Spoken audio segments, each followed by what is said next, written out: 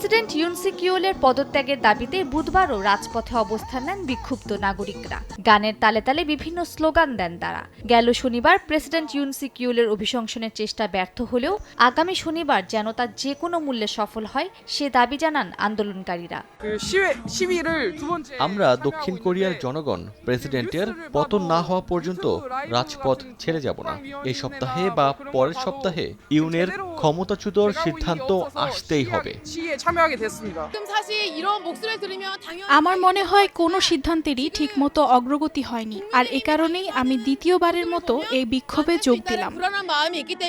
সাধারণ মানুষ, বিরোধী দলীয় নেতাকর্মী, এমনকি নিজ দলের কর্মীরাও প্রেসিডেন্টকে আর ক্ষমতায় দেখতে না চাইলেও আগের অবস্থানে অনড় ইউন সুক ইউল। এমনকি সামরিক আইন জারির পক্ষে সাফাই গাইলেন তিনি। বৃহস্পতিবার জাতির উদ্দেশ্যে ইউন দাবি করেন উত্তর কোরিয়া তাদের নির্বাচনে হস্তক্ষেপ করেছে।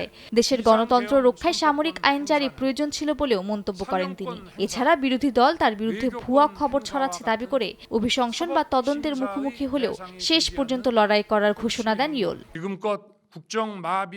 আমাদের একসঙ্গে রাষ্ট্রবিরোধী ও সন্ত্রাসী জোটকে প্রতিহত করতে হবে, যারা সরকারি প্রশাসনকে প্রশ্নবিদ্ধ করছে, দেশে বিশৃঙ্খলা তৈরির চেষ্টা করে কোরিয়ার প্রজাতন্ত্রের ভবিষ্যৎকে ঝুঁকির দিকে ঠেলে দিচ্ছে।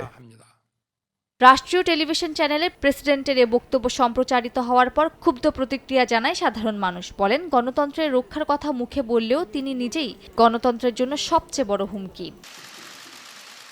এর আগে ইউনের দল পিপল পাওয়ার পার্টির প্রধান হান ডং উন দলীয় সদস্যদের প্রতি আগামী শনিবার ইউনের অভিশংসনের পক্ষে ভোট দেওয়ার আহ্বান জানান। তিনি জানান, স্বেচ্ছায় পদত্যাগের প্রস্তাবে রাজি হননি ইউন। একমাত্র পার্লামেন্টের সিদ্ধান্তে ইউনকে সরানো যাবে বলে মন্তব্য করেন তিনি।